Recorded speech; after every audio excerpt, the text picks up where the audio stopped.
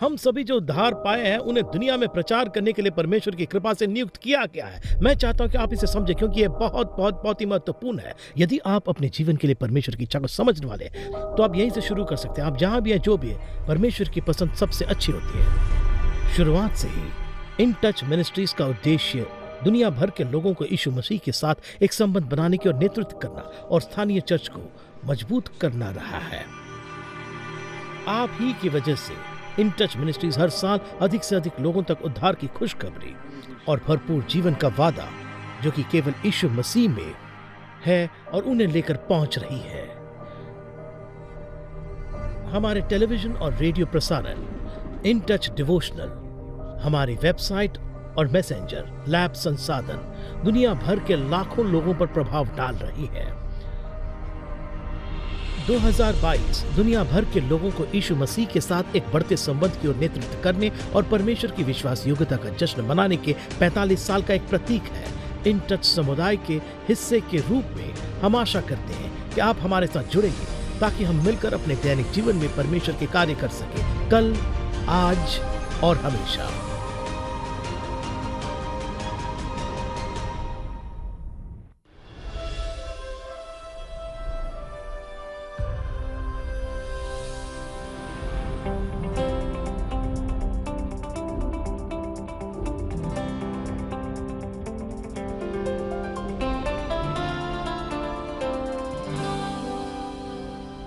In touch doctor Charles Stanley के साथ सुसमाचार को दुनिया भर में साझा करते हुए इन टच पर अगला हमारे साहस का कारण।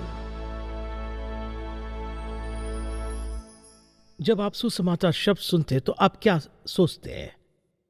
क्या आप यीशु, क्रूस, यूहन्ना 3:16, बाइबल के बारे में सोचते हैं? जब आप क्रूस के बारे में सुनते हैं तो क्या सोचते हैं? और जब आप मुख्य रूप से सुसमाचार के बारे में सुनते हैं, लोग अलग अलग चीजें सोचते हैं। और एक कारण जिससे मुझे लगता है कि बहुत से लोग ये नहीं समझते हैं कि ईसाई जीवन क्या है, और वे गवाह नहीं होते हैं, और वे अपने विश्वास को साझा नहीं करते हैं, क्योंकि यहाँ वे शब्द है जो वे अपने पूरे जीवन सुनते हैं। वे कहते हैं कि उन्होंने यीशु मसीह पर अपने व्यक्तिगत उद्धारकर्ता के रूप में भरोसा किया है, लेकिन वे आपको यह भी नहीं बता सकते कि सुसमाचार क्या है। अगर कोई पूछे कि सुसमाचार क्या है, आप कहेंगे, अगर वे आपसे कहते हैं मुझे समझाओ, मुझे सुसमाचार समझाओ, तो आप उनसे क्या कहेंगे? और क्या होता है? क्योंकि हम आश्वस्त नहीं है, हम साहसी नहीं है, क्योंकि हमें यकीन नहीं है, हम बोल नहीं है, और जिन चीज़ों पर हम विश्वास करते हैं उनके बारे में हमारे पास बहुत से प्रश्न और संदेह है, हम साहसी नहीं है। और हम लोगों को कभी कभी हमें उस कारण से डराने देते हैं, क्योंकि हमें लगता है कि वे हमसे बेहतर जानते हैं, और वे सोचते हैं कि हम सोचते हैं वे हमसे अधिक जानते हैं। और कई बार हम सोचते हैं कि हमें कहना उससे कुछ ज़्यादा महत्वपूर्ण उन्हें कहना है। यदि आप सुसमाचार को समझते तो सच्चाई से आगे कुछ भी नहीं हो सकता है। अब यदि आप इसे नहीं समझते तो आप किसी के द्वारा सूचित किए जा सकते हैं, लेकिन मैं चाहता हूं कि हम सोचें कि सुसमाचार क्या है। और सच्चाई तो यह है कि इस दिन और समय में हर एक विश्वासी को हर दिन साहस, आत्मविश्वास की जरूरत होती है, क्योंकि हमारा सामना इतना कूड़ा करकट, इतने सारे सिद्धांत, इतने सारे विचारों से हो रहा है जो कि पूरी तरह से अशास्त्रीय है। इसलिए मैं चाहता हूं कि आज यहां से जाने से पहले, और आप सभी के लिए जो देख और सुन रहे हैं, हम इस बात को समझें, सुसमाचार क्या है। मैं चाहता हूं कि हम यीशु के जीवन के में सुसमाचार के समय से शुरुआत करें। उदाहरण के लिए, यदि आपको याद होगा कि यीशु ने अपनी सेवकाई जब शुरू की थी, तो उसने लूका 4 अध्याय में कहा, उसने कहा, प्रभु का आत्मा मुझ पर है, इसलिए कि उसने कंगालों को सुसमाचार सुनाने के लिए मेरा अभिषेक किया।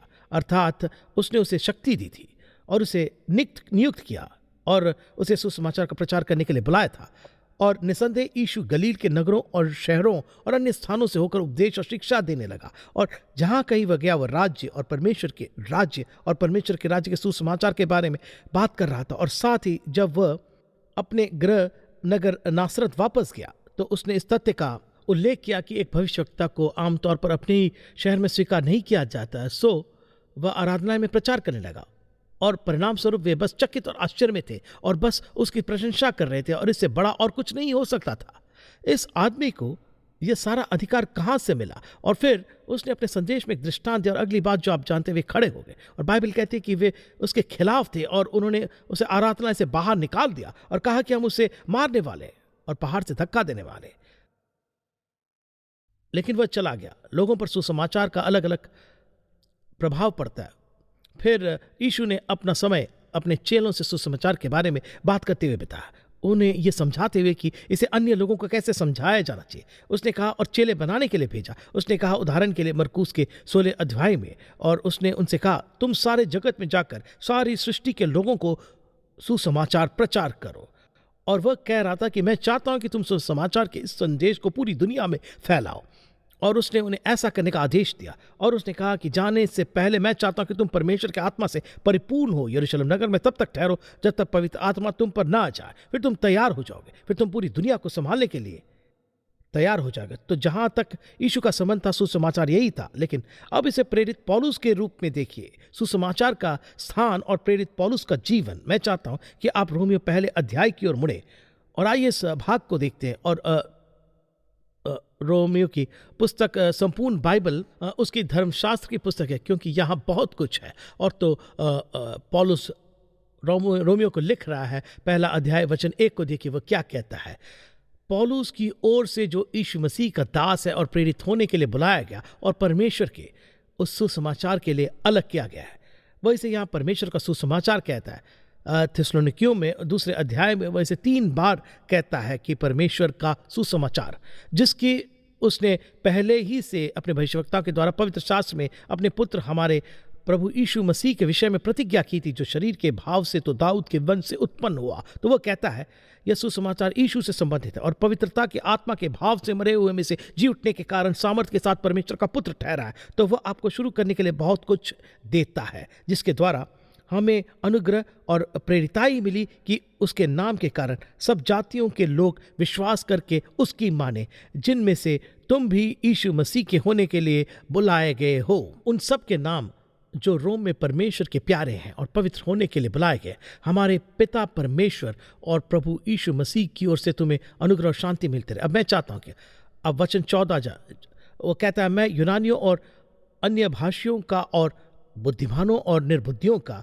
कर्जदार हूं। सो मैं तुम्हें भी जो रोम में रहते हो सुसमाचार सुनाने को भरसक तैयार हो, क्योंकि मैं सुसमाचार से नहीं लजाता, इसलिए कि वह हर एक विश्वास करने वाले के लिए, पहले तो यहूदी फिर यूनानी के लिए उद्धार के निमित्त परमेश्वर का सामर्थ है, क्योंकि उसमें अर्थात सुसमाचार में परमेश्वर की धार्मिकता विश्वास से और विश्वास के लिए प्रकट होती है, कि जैसा लिखा है कि विश्वास से धर्मी जन जीवित रहेगा। तो जब आप प्रेरित पौलुस को देखते तो मैं चाहता हूं कि आप उसके जीवन में सुसमाचार के स्थान को देखिए, कुछ बातें समझे, ताकि जब आप आज यहां से जाते हैं या जहां भी हो आप समझ सके कि सुसमाचार क्या है और आप अपने आसपास के लोगों के साथ यीशु मसीह के सुसमाचार की सच्चाई को साझा करने की अपनी जिम्मेदारी परमेश्वर के प्रति अपने जवाबदेही को भी समझेंगे। तो आइए बस एक पल के लिए इस बारे में सोचते हैं। और उन्होंने इस पल पहले वचन में ये कहा है, उसने कहा है कि वह पौलुस है जो परमेश्वर के उस सुसमाचार के लिए अलग किया गया है,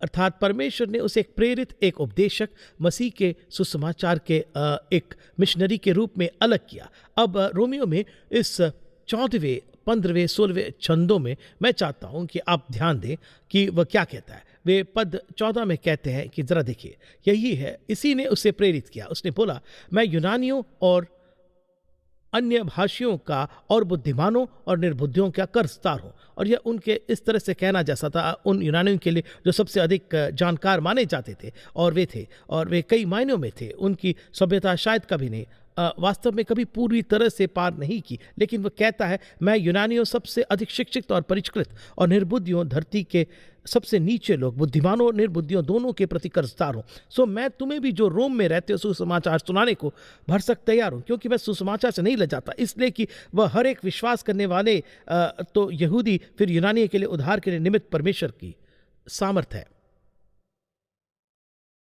मेरा सवाल है, वह कहता है मैं सच का प्रचार करने के लिए कर्जदार हूं। सवाल यह है कि क्या आप किसी के साथ सुसमाचार साझा करने के लिए कर्जदार महसूस करते हैं? कर्जदार होना जिम्मेदारी की बात है। क्या आप कर्जदार महसूस करते हैं। और यदि आप कोई व्यक्ति सुसमाचार को बांटने के लिए कर्जदार महसूस करता है तो उन्हें कहाँ से शुरू करना चाहिए? अपने परिवार से। दूसरे शब्दों में, प्रत्येक पिता जो एक आस्तिक है, वो अपने बच्चों को जीवन में बहुत पहले से ही यीशु मसीह के सुसमाचार की सच्चाई सिखाने के लिए कर्जदार है। हर माँ उन बच्चों को जीवन में बहुत जल्दी सुसमाचार की सच्चाई सिखाने और उनके सामने इसे जी दिखाने के लिए जिम्मेदार है। हम सबकी जिम्मेदारी है। आपके ऐसे मित्र हैं जो ईसाई नहीं है, आपके पास सुसमाचार की सच्चाई है। सुनो, एकमात्र संदेश जो उस व्यक्ति को पृथ्वी से स्वर्ग तक पहुंच सकता है, आप समझ गए, आप जिम्मेदार हैं। यीशु ने कहा, तुम सारे जगत में जाकर सारी सृष्टि के लोगों को सुसमाचार प्रचार करो। तुम कहोगे मैं प्रचारक नहीं हूं, आपको उपदेशक होने की जरूरत नहीं, आपके पास बस संदेश होना है, मसीह के साथ एक अनुभव होना चाहिए, संदेश प्राप्त करना चाहिए। आप इसे उन लोगों के साथ साझा करने के लिए जिम्मेदार है जिनके पास संदेश नहीं है। तुम कहोगे, मान लीजिए कि वे सुनते नहीं। प्रेरित पौलुस के पूछिए कि उसने क्या किया, वो यूं ही बात कर रहा है। उन्होंने कहा कि मैं सुसमाचार से शर्मिंदा नहीं हूं, चाहे वे कुछ भी हो, चाहे वे इस पर विश्वास करें ना या ना करें, हम जिम्मेदार हैं। यहाँ बैठा हर पिता अपने परिवार की देखभाल करने के लिए जिम्मेदार महसूस करता है। आपको आर्थिक रूप से हर तरह से यह करना होगा। सुसमाचार का क्या, उन्हें सिखाने के लिए जिम्मेदार, उनके सामने एक ईश्वरीय जीवन जीने के लिए जिम्मेदार। उसने कहा, मैं न केवल जिम्मेदार हूं, कहा लेकिन कुछ और है जो मैं आपको बताना चाहता। कहता है, मैं न केवल जिम्मेदार हूं बल्कि मैं इसे करने के लिए उत्सुक भी हूं। कहा, मेरे भीतर कुछ है, मेरे भीतर एक आग है, एक सुसमाचार की सच्चाई पहुंचाने की इच्छा है, मैं इसे करने के लिए उत्सुक हूं। तो मैं आपसे एक और सवाल पूछता हूं, क्या कोई है कि जिससे कि तुम यह कह सकते हो, मैं उनसे मसीह के बारे में बताने के लिए उत्सुक हूं, मैं उनके साथ अपनी गवाही साझा करने के लिए उत्सुक हूं, मैं उस व्यक्ति के उद्धार के लिए उत्सुक हूं, मैं अपने दिल की बात कहने के लिए बेताब हूं, मैं वह सब कुछ करने के लिए उत्सुक हूं ताकि वे सुसमाचार सुन सके। अब लोग नौकरी पाने के लिए बेताब है, वे एक नई कार लेने के लिए उत्सुक है, या तो अपना घर बनाने में, या कोई नई चीज़ खरीदने के लिए उत्सुक है, वे सही कपड़े पहनने के लिए उत्सुक है, और हम बहुत सी चीज़ों के लिए उत्सुक रहते हैं। क्या हम सबसे महत्वपूर्ण चीज़ यीशु मसीह के सुसमाचार के लिए उत्सुक है क्या? इसके जैसा कोई और संदेश नहीं है, कोई और संदेश बिल्कुल नहीं है। सुसमाचार आपके लिए जो कर सकता है वह कोई और संदेश नहीं कर सकता है। क्या ऐसा कोई है जिससे आप ये बताने के लिए उत्सुक है? जब परमेश्वर आपके हृदय में हलचल मचाता है तो आप में ये बताने की उत्सुकता होती है। आप ये बिना बताए कैसे रह सकते हैं? यह दुनिया का सबसे शक्तिशाली संदेश है। आप दुनिया में किसी को भी चुनौती दे सकते हैं, मुझे अपना संदेश वचन दो, सुसमाचार का संदेश दो। उनके पास कुछ नहीं होता। और पौलुस ने कहा, न केवल मैं जिम्मेदार महसूस करता हूं, मैं इसे बताने के लिए उत्सुक भी हूं, और इसके अलावा मैं इससे नहीं लजाता हूं। मुझे इस बात से आश्चर्य होता है कि आप में से कितने लोग सुसमाचार से लज्जित हैं और इसे जानते नहीं। आप इसे क्यों नहीं कहते? जब आप सुसमाचार को समझते और इसे किसी को समझाना कितना आसान है, तो आप इसे बताना चाहेंगे। हर दिन लोगों के आसपास रहते हैं, वे भूखे हैं, वे नहीं जानते कि वे क्या खोज रहे हैं। और यदि आप चर्च के बारे में बात करना शुरू करते तो वे कहेंगे ये चर्च की बात है। चर्च से शुरू मत करो, आपको वहां से शुरू करना है जहां की वे दर्द महसूस कर रहे हैं। ज्यादातर लोग किसी न किसी बात को लेकर दर्द में है, बस वहीं से शुरू करें जहां की वे है। और वे ये उन अहंकारी व्यक्तियों में से एक है जिनके पास सब है और ये वह है और ये सब कवर अप है। तो आप केवल कवर अप देखिए, तो फिर आप उन लोगों को पहचाने जो कि स्वीकार करने के लिए तैयार है कि वे दर्द में है। और आप बस प्रभु से पूछते हो, प्रभु मैं चाहता हूं कि तुम मेरे लिए दरवाज़ा खोलो। तुम कहोगे, मुझे कैसा पता चलेगा वह दरवाज़ा खोलने वाला है या नहीं? तो यही होने वाला है। जब आप इसे बताने के लिए उत्सुक होते हैं तो वह दरवाज़ा खुलेगा और आपको तुरंत पता चल जाएगा कि यह मेरा अवसर। और फिर यदि आप कहते हो, लेकिन मान लीजिए कहते हैं, इससे कोई फर्क नहीं पड़ता है। जब आप किसी में सच्ची दिलचस्पी दिखाते तो वे निराश होने लगते। और यदि वे पाप में जी रहे तो आपकी परिस्थिति उनके लिए एक वास्तविक बाधा हो सकती है, क्योंकि वे जानते हैं कि आप एक ईश्वरीय जीवन जी रहे और वे नहीं, और इसलिए वे आपसे बात नहीं करते आपसे। फिर आप कहते हो ठीक है, आप उनके लिए प्रार्थना करते हैं, परमेश्वर उन्हें इतना दुखी कर दे परमेश्वर कि वे मुझसे इसके बारे में पूछेंगे। आपको नहीं लगता कि वह प्रार्थना का उत्तर देगा? हाँ, वह देगा, क्योंकि यीशु ने कहा, तुम सारे जगत में जाकर सारी सृष्टि के लोगों को सुसमाचार प्रचार करो। वह केवल 6 लोग के एक समूह से बात नहीं कर, हम सब की अपनी अपनी दुनिया है। कुछ लोगों की दुनिया दूसरों से बड़ी होती है, लेकिन बात यह नहीं है। मैं केवल उस दुनिया के लिए जिम्मेदार हूं जिनको मुझे छूने का अवसर मिलता है। और हम सभी के पास एक बड़ी दुनिया है, छूने का एक अवसर है। तो पौलुस ने कहा, मैं जिम्मेदार हूं, मैं इसे करने के लिए उत्सुक हूं और इसके अलावा मैं लज्जित नहीं हूं। अब आइए एक पल के लिए सुसमाचार के स्वभाव को देखते हैं। सुसमाचार शब्द एक यूनानी शब्द है, यू एंगेलियन, ये शब्द है। ये एक बड़ा लंबा शब्द है, लेकिन यह सुसमाचार के लिए शब्द है। तो यू एंगेलियन का अर्थ क्या है? इसका अर्थ है कि अच्छी खबर। सुसमाचार शब्द का अर्थ है खुशखबरी, लेकिन मैं चाहता हूं कि आप इस परिभाषा को समझ लें, क्योंकि जब कोई कहता है सुसमाचार क्या है, वह यह है, यह यीशु मसीह और उसकी मृत्यु, दफनाने और पुनरुत्थान के द्वारा उसके उद्धार के प्रस्ताव का सुसमाचार है, जिसे विश्वास के द्वारा प्राप्त किया जाना है। यही सुसमाचार है। मैं चाहता हूं कि आप इसे लिख लें। मैं चाहता हूं कि आप पहले कुरिन्थियों 15 की ओर मुड़े, क्योंकि मुझे यह कहां से मिला? बाइबल में पहले कुरिन्थियों के 15वें अध्याय से। पहला कुरिन्थियों 15 पुनरुत्थान के बारे में। वह इन शब्दों के साथ इस भाग की शुरुआत करता है। सुनिए कि वह पहले कुछ वचनों में वह क्या कहते हैं। हे भाइयों, मैं तुम्हें वही सुसमाचार बताता हूं जो, सुनो कि वह कहता है, हे भाइयों, मैं तुम्हें वही सुसमाचार बताता हूं जो पहले सुना चुका हूं, जिसे तुमने अंगीकार भी किया था और जिसमें तुम स्थिर भी हो, और उसी के द्वारा तुम्हारा उद्धार भी होता है। सुसमाचार के बारे में बहुत स्पष्ट करें। यदि उस सुसमाचार को जो मैंने तुम्हें सुनाया था स्मरण रखते हो, अपने वास्तव में विश्वास किया, नहीं तो तुम्हारा विश्वास करना व्यर्थ हुआ। सुसमाचार यहां है, वचन 3, इसी कारण मैंने सबसे पहले तुम्हें वही बात पहुंचा दी जो मुझे पहुंची थी, कि सुसमाचार यह है। पवित्र शास्त्र के वचन के अनुसार यीशु मसीह हमारे पापों के लिए मर गया और गाड़ा गया, और पवित्र शास्त्र के अनुसार तीसरे दिन जी भी उठा, अर्थात स्वयं सुसमाचार है। जब मैं इस पर विश्वास करता हूं तो यह सत्य बन जाता है जो मेरे जीवन को बदल देता है। यानी जब मैं इसे मानता हूं, तो जब कोई कहता है सुसमाचार क्या है, तो इसे फिर से कहें। मैं ये सुनिश्चित करता हूं कि आप सभी इसे समझ गए। यही अच्छी खबर है। एवंगेलियन का अर्थ है खुशखबरी। यह यीशु मसीह के बारे में सुसमाचार की खुशखबरी और विश्वास के द्वारा उसके उद्धार का एक प्रस्ताव है। आप मानते हैं कि वह मरा और उसने हमारे पाप ऋण को पूरा चुका दिया। यीशु मसीह परमेश्वर का पुत्र इस दुनिया में आया, जो हमारे पाप ऋण को चुकाने के लिए क्रूस पर मरने के उद्देश्य से पिता द्वारा भेजा गया, फिर वह दफनाया गया, जी उठा, और ऐसे करने की प्रक्रिया में हमें विश्वास से उद्धार का उपहार देता है। यही सुसमाचार है, यही सुसमाचार है। और इसलिए जब आप आज यहाँ से बाहर निकलते हैं, या जब आप टेलीविजन या रेडियो बंद करते हैं, तो आप पर यीशु मसीह में विश्वास और कलवरी में उसकी मृत्यु के माध्यम से उद्धार के संदेश से निपटने का दायित्व है। आप दायित्व के अधीन है। जब आप इसे सुनते हैं तो आप इस पर विश्वास करने के लिए बाध्य होते हैं। जब आप विश्वास करते हैं और आपका जीवन बदल जाता है, तो आप इसे साझा करने के लिए बाध्य हैं। यही महान आयोग था। यही यीशु कह रहा था, तुम सारे जगत में जाकर सारी सृष्टि के लोगों को सुसमाचार प्रचार करो। आप कहोगे मैं पूरी दुनिया में नहीं जा सकता। आपके पास एक दुनिया है। दूसरे शब्दों में, आपकी दुनिया इतनी बड़ी या उतनी बड़ी हो सकती है, लेकिन आप और मैं दायित्व के अधीन है। हमें उत्सुक होना चाहिए, हमें लज्जित नहीं होना, और पूरी तरह से प्रतिबद्ध होना चाहिए, और जब भी आवश्यक हो सुसमाचार की रक्षा के लिए तैयार रहना चाहिए। आप कहोगे मुझे नहीं पता कि क्या कहना है। मैं आपको सबसे अच्छी बात बताता हूँ कि मेरे साथ क्या हुआ जिस दिन मैंने अपना जीवन परमेश्वर के हाथों में सौंप दिया और उसे अपने उद्धारकर्ता के रूप में भरोसा किया। तो आपके और मेरे पास एक संदेश है, और वह संदेश एकदम स्पष्ट है। और जब मैं इसके बारे में सोचता हूं कि प्रेरित पौलुस ने इसे कैसे कहा, और मैं इस बारे में सोचता हूं कि वह इसे बेहतर कैसे कह सकता था, तो सुसमाचार परमेश्वर के अनुग्रह का सुसमाचार, जो यीशु मसीह की मृत्यु, गाड़े जाने और पुनरुत्थान के परिणाम के स्वरूप में प्रदान किया गया, यह एक अतुलनीय संदेश है। दरअसल यह केवल अच्छी खबर नहीं है, सबसे अच्छी खबर है। यह लुभावनी खबर है कि परमेश्वर हमसे इतना प्रेम करता है। और फिर जब मैं उस संदेश के बारे में सोचता हूं तो ये सोचता हूं कि यह एकमात्र संदेश है जो कि परमेश्वर की इच्छा जानने के लिए पर्याप्त है।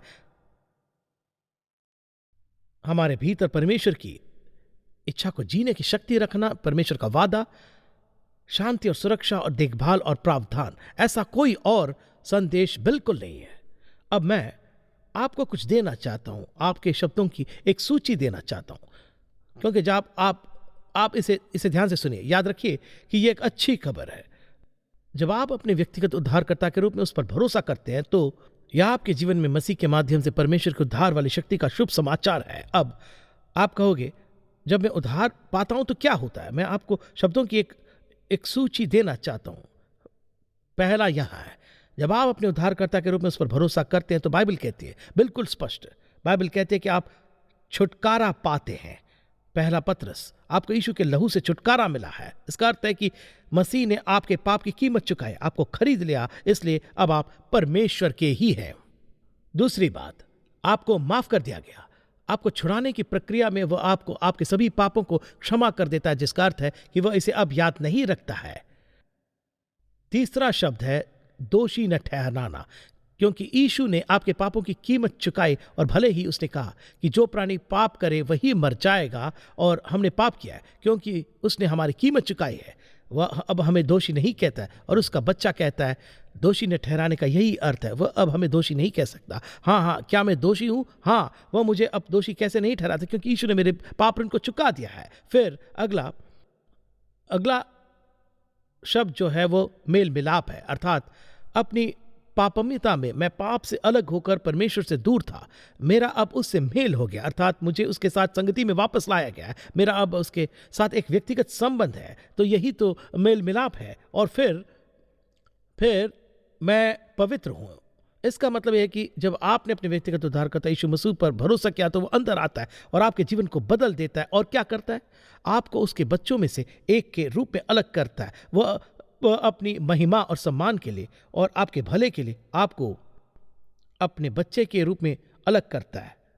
और अंतिम शब्द महिमा है। इसका मतलब क्या है? परमेश्वर का शुक्र करो, यह आखिरी कदम है। और महिमा का अर्थ है जब आप वो हमारा नाम पुकारता है और वह हमें घर बुलाता है, तो हम उस पृथ्वी पर अपना अंतिम कदम उठाते हैं और हम अपने प्रतिफल और महिमा में कदम रखते हैं और जो कुछ परमेश्वर ने स्वर्ग में हमारे लिए रखा है।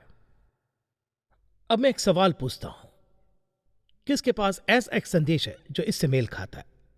कोई भी नहीं। किसके पास इससे मेल खाने वाला एक संदेश है कि सर्वशक्तिमान प्रभु हमें छुड़ाता है और हमें क्षमा करता है और हमें धर्मी ठहराता है?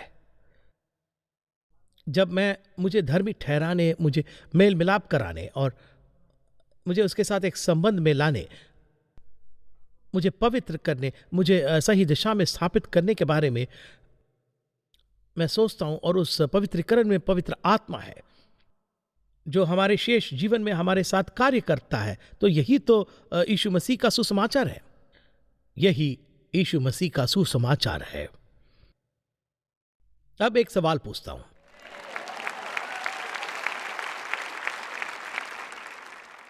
यह सच है तो मुझे एक कारण बताएं कि आपको इसे साझा करने में कभी लज्जा क्यों होनी चाहिए? कोई है क्या? कोई है? कोई भी नहीं। क्यों? क्योंकि सबसे अच्छी खबर के लिए लज्जा होना आवश्यक नहीं है। यह केवल अच्छी खबर नहीं है, यह सबसे अच्छी खबर है, और इससे अच्छी खबर किसी के पास नहीं है। यदि आपने कभी भी उसे अपने उद्धारकर्ता के रूप में विश्वास नहीं किया, तो मेरी आपसे विनती है कि आप रुकें और जो आपने सुना उसके बारे में सोचिए। मैंने अभी आपको वही बताया जो प्रभु कहते हैं। यह मेरी राय नहीं है, मैंने अभी आपको शास्त्र के कुछ भाग बताए और प्रभु ने जो कहा वो आपको पता है। यदि आपने कभी भी उस पर अपने उद्धारकर्ता के रूप में विश्वास नहीं किया, तो आपके पास कोई सुरक्षा नहीं है, कोई अनंत जीवन का कोई आशा नहीं, अनंत जीवन का कोई आश्वासन नहीं, क्योंकि बाइबल इतनी स्पष्ट है कि आपके काम आपको स्वर्ग तक नहीं पहुंचाएंगे। क्योंकि अगर ऐसा होता तो पिता परमेश्वर ने यीशु को क्रूस पर मरने के लिए भेजकर एक भयानक गलती की है, तो और परमेश्वर कोई गलती नहीं करता है। मैं आपसे विनती करता हूं कि आपने जो सुना है जरा सोचिए और प्रभु यीशु मसीह से आपके पापों को क्षमा करने के लिए कहें, यह विश्वास करते हुए कि वह परमेश्वर का पुत्र है, कि वह क्रूस पर मरने आया, कि उसने अपना लहू बहाया और आपको पाप ऋण का पूरा भुगतान किया, और ऐसे करने की प्रक्रिया में आपको रूपांतरित किया, आपको परमेश्वर का संतान बनाया, आपको पवित्र आत्मा से सील किया और आपको पवित्र किया, ताकि आपके जीवन के सभी दिन वह आप में रहेगा और आपके साथ रहेगा और आपको यह व्यक्ति बनने में सक्षम बनाता जो कि वह चाहता कि आप बने। इससे मेल खाने वाली कोई संदेश नहीं है। आपको पता है कि यह सच है। अब जहां भी हो, जो भी हो, जब यह खत्म होगा, चाहे वो आपका टेलीविजन हो या फिर आपका रेडियो हो, चाहे आप यहां बैठे हो, क्यों ना आप अपना सिर झुकाकर कहें, परमेश्वर मैंने अपने जीवन को गड़बड़ कर दिया है, यह सही है, मुझे किसी बात का कोई आश्वासन नहीं है, मैंने आज जो सुना उसके आधार पर मैं आपसे मेरे पापों को क्षमा करने के लिए कह रहा हूं, क्योंकि यीशु ने मेरे पाप ऋण को पूरी तरह से क्रूस पर चुका दिया है। मुझे विश्वास है कि वह परमेश्वर का पुत्र है, विश्वास है कि वह मेरे लिए मरा, विश्वास है कि वह मरे मुझे से जी उठा, और मैं अब विश्वास करता हूं कि मैं उसे अपने उद्धारकर्ता के रूप में स्वीकार करता हूं। अपने जीवन को एक दिन के लिए नहीं, बल्कि हालेलुया हमेशा के लिए बदल दें। तुम्हारे साथ यही होगा।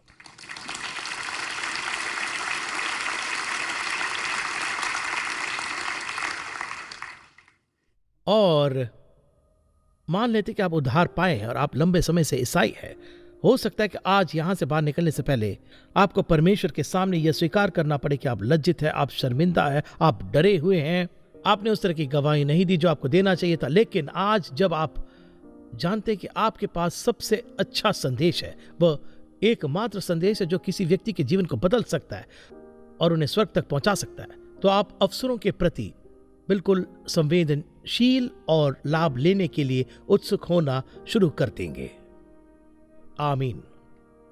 पिता, आज सुबह हम कितने आभारी हैं। एक छोटा सा शब्द सुसमाचार, अद्भुत समाचार है। वह सिर्फ अच्छी खबर ही नहीं, सबसे अच्छी खबर है। यह सबसे अच्छी खबर है।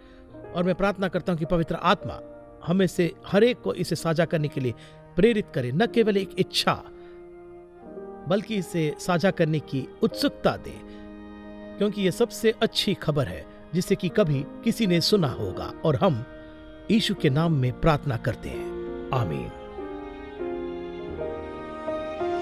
यदि आज के प्रोग्राम से आपने आशीष पाई है तो लॉग कीजिए intouch.org पर। इन टच पूरे संसार में लोगों को परमेश्वर के साथ में बढ़ने वाले संबंध में बनाता है और लोकल चर्च को बल देता है। ये प्रोग्राम इन टच सेवकाई के द्वारा प्रस्तुत किया गया है। ये परमेश्वर के अनुग्रह से और आपकी प्रार्थना और भेंटों के द्वारा ही संभव हो सका है।